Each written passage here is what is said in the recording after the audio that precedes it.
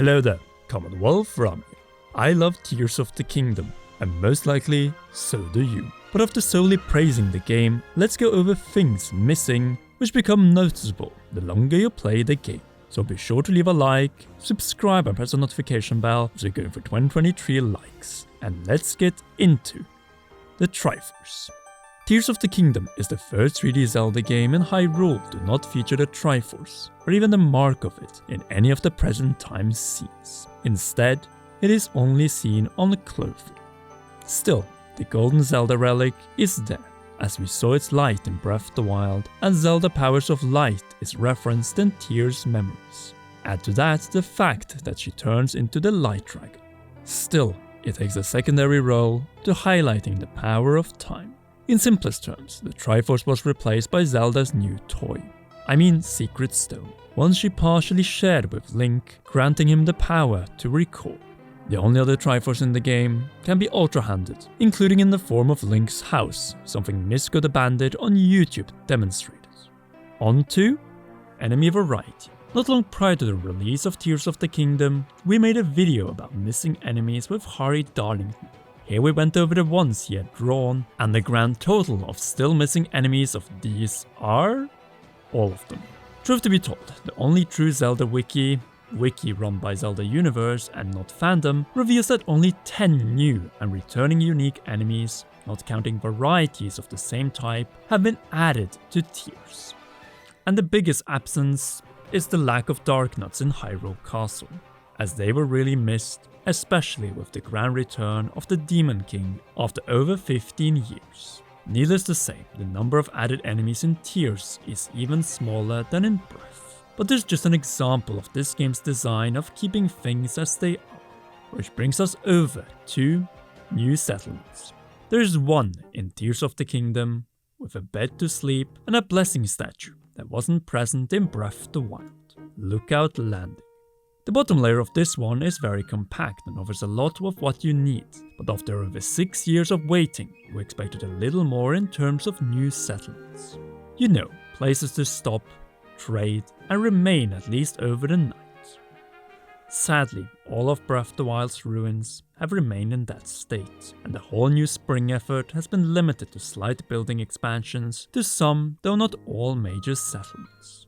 With that said, I was shocked after covering the map to find out that Lookout Landing is the only new settlement. As a big fan of urban Zelda gameplay, this made me sad, as Breath gave us some of the best settlements in the Zelda series, even without Hyrule Castle Town. While here, we just got a wooden fort. A poorly constructed military garrison at that, which never sees action. And speaking of defense, this game has a complete lack of non-linear defensive scenarios against monsters, with one notable exception. Since throughout the game, we only have offensive ones, conducted by the monster control crew against monster camps, and Link's one-man destruction of the entire occupation force in Lorellin's ruins. The only instance where this isn't the case is in the main quest's Gerudo Regional Phenomena, all in the build-up to the Lightning Temple. That being the defense of Karakara Bazaar and Gerudo Town from the Gibdo, and this super fun sequence should have made it out of the desert. After all, the monsters are Ganondorf's minions, so it would make sense for them to try to attack the strongholds of those who oppose him. To give you one specific example, Lookout Landing could have had its shining moment when the Blood Moon rose, summoning monsters and forcing a battle at the gates of Hyrule's military center against Ganondorf and his minions. Imagine if that was what we had to repel first before entering the elevated sections of Hyrule Castle. First defense, then attack, until the battle in the Sanctum.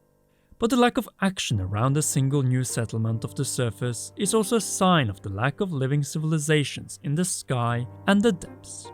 Two big sections of Tears of the Kingdom that simply felt empty, due to the lack of living, breathing individuals and inns that would keep us in one location in these two layers for longer.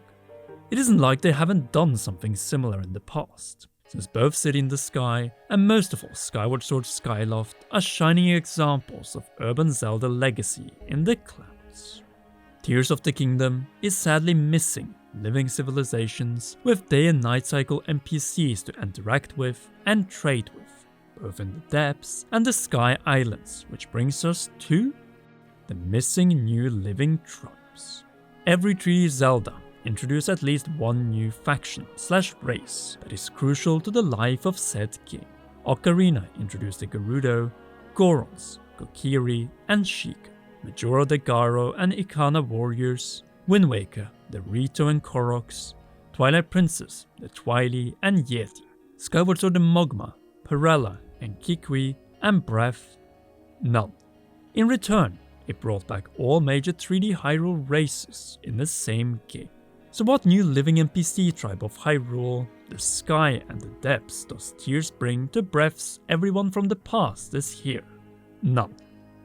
Since the Zonai are all gone, and the same goes for any of the civilizations teased in the Depths, there's simply no new race that isn't a spirit to interact with in Tears, and that stinks. A classic example of how little Tears changed or added in certain areas. And though we expected the Zonai to be dead, we expected more interaction than the replacement for King Rome.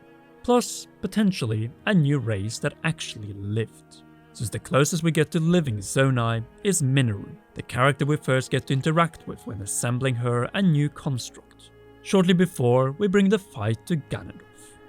And since we're on the subject of the Zonai, their lore beyond the generation of Rauru and Minoru is surprisingly lackluster.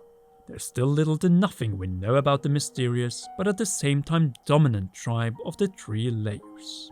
This is despite the Zonai replacing the role of the Sheikah, who have barely any new lore in Tears, apart from being the scientific and engineering successors of the Zonai. Hence, why they study them so closely. To be honest, the Zonai could have been so much more in Tears of the Kingdom, and Faron ended up once again underutilized as a result. The entire main questline in the jungle was locating the charge set and causing the lightning strike. For many of us, less than 20 minutes of gameplay, with far more time spent in the Sky Islands above and the depth section below. With it, we were deprived of what could have been the best dungeon in the entire game, a forest temple, the only temple missing from Ocarina of Time, along with Shadow. Not only that, the tropical jungle temple that we all desired.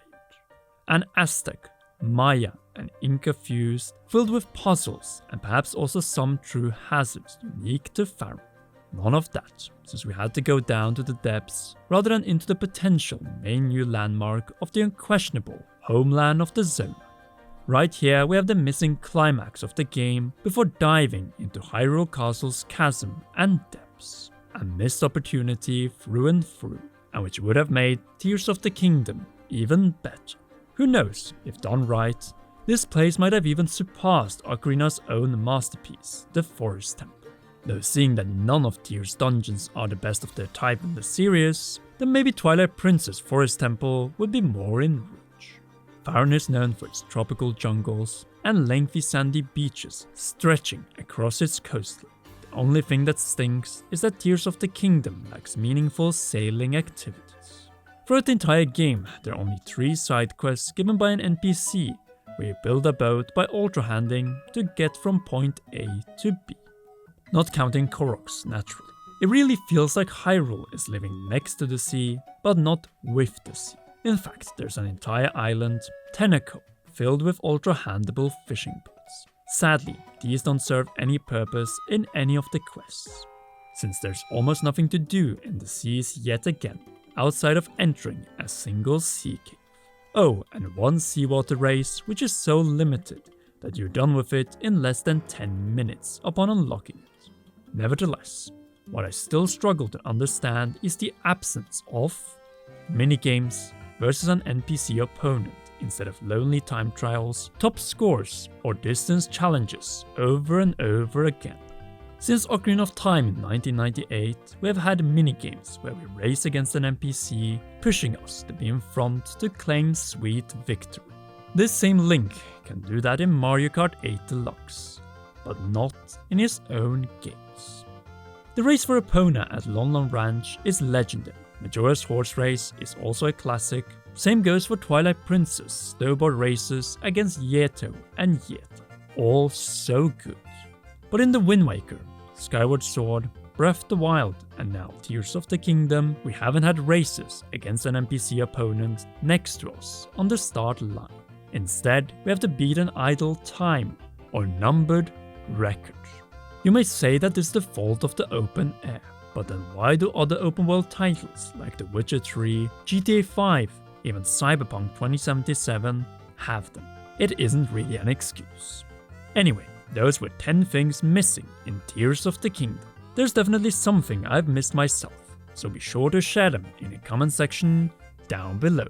And who knows, we might make a part 2 if this video gains enough views. Hence, if you haven't already, then leave a like, subscribe and press the notification bell to not miss any upcoming Tears of the Kingdom videos. Last but not least, a big thanks to all of you who watched until the end, and to our patreon.com/commonroll patrons. You rock, and please enjoy one or both of these 2 awesome videos.